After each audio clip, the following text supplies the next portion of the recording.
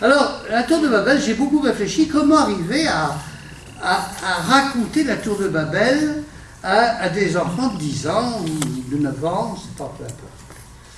Je crois que j'ai fait un récit pour 8-9 ans que vous avez. Je vais vous le raconter. Je ne vais pas le raconter exactement comme un chef de papier. Alors mon but, c'est essayer de mettre toutes les images, tous les mouvements du texte, pour qu'ils l'apprennent, en supprimant toutes les choses trop abstraites. Parce que le texte, il est quand même difficile à comprendre, même pour des adultes. Hein.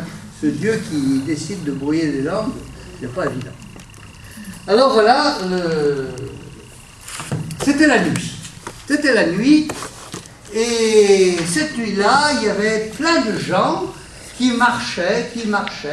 Il y avait des papas, il y avait des mamans, il y avait des enfants, il y avait des grands-parents, des grands-mères, des grands-pères. Tout ce monde marchait dans la nuit. Et il marchait jusqu'au matin, jusqu'au moment où le soleil se lève. Et là, dans la journée, il se reposait. Et le lendemain, à la nuit tombante, et pareil, il se levait, il repartait, il marchait, et les papas, les mamans, les enfants, les grands-parents, les grands-pères, grand-mères, tout le monde marchait vers le soleil levant, vers le matin qui arrivait. Et des jours, et des jours, et des jours, ils marchaient.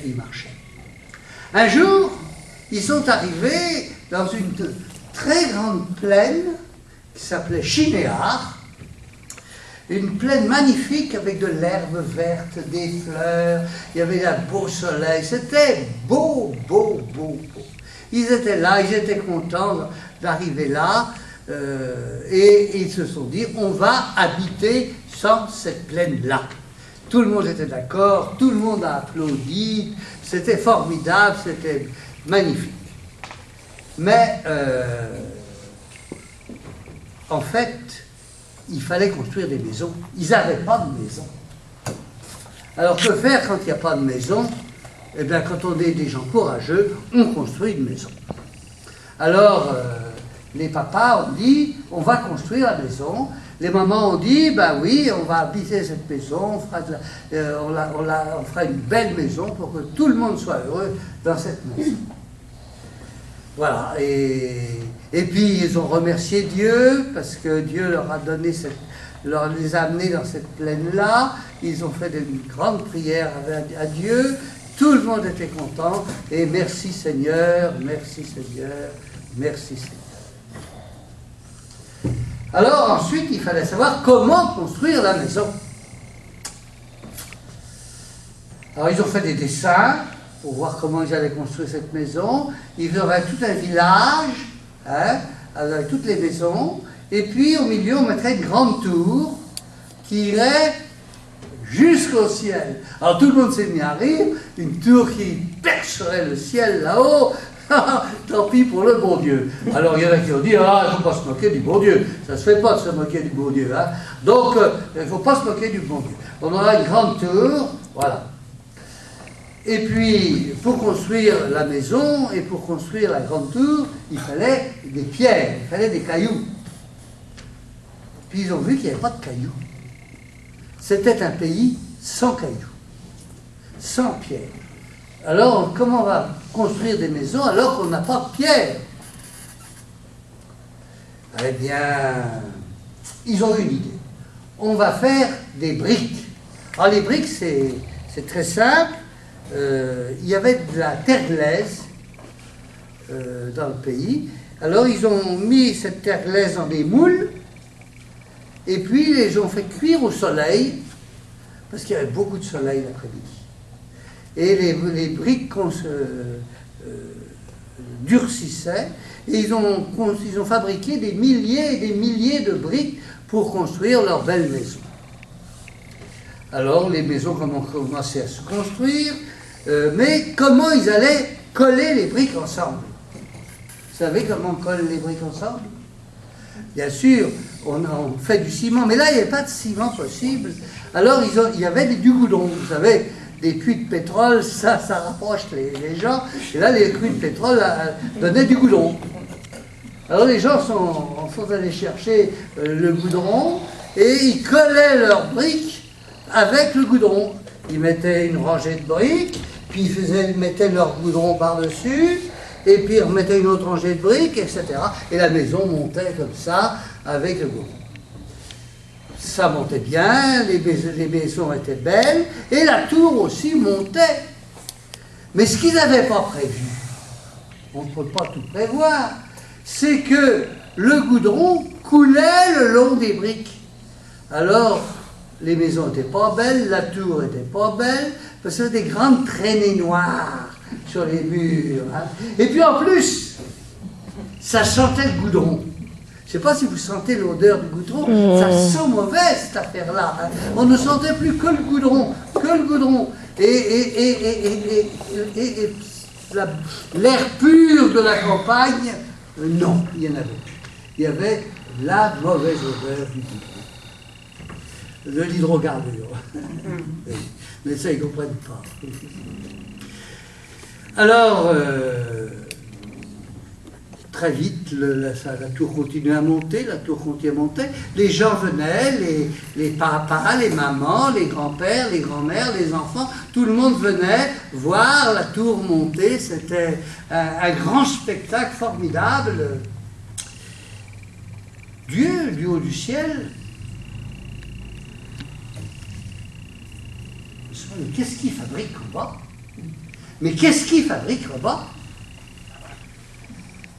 On va descendre. Et Dieu, ils sont descendus à plusieurs, de là-haut, pour voir le chantier, pour voir les ouvriers travailler. Et qu'est-ce que ça sentait mauvais? Ils savaient parce que ça sentait mauvais même au ciel. Alors, Dieu est remonté là-haut, puis ils ont discuté au ciel, qu'est-ce qu'on va faire? Et puis on a vu les hommes, ses papas, ses mamans, ses grands-pères, ses grands-mères, ses enfants, ils n'étaient pas heureux, ils riaient jamais, ils dansaient plus, ils chantaient plus, et surtout, ils ne priaient plus. Ils n'avaient plus le temps de prier avec tout ce qu'ils avaient à faire. Vous comprenez?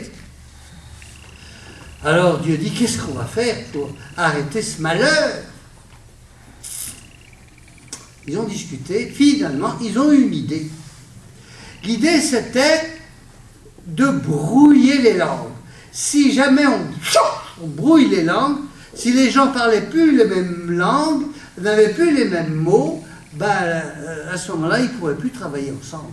Ils seraient obligés de s'en aller de cet endroit où il y avait la tour qui sentait si mauvais. Et peut-être qu'ils vont aller plus loin, et là ils vont rencontrer d'autres papas, d'autres mamans, d'autres grands-pères, d'autres grands-mères, d'autres enfants qui parlaient d'autres langues, et qui vont peupler ainsi toute la terre, et comme ça, ils seront heureux, ils pourront s'aimer les uns les autres.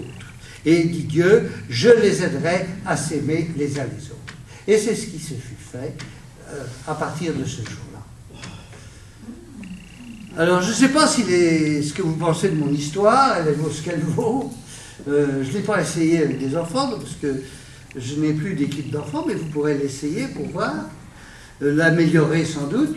Donc la question, c'est premièrement voir que je n'ai pas dépassé le niveau de parole bleu vert, donc tout peut être capté.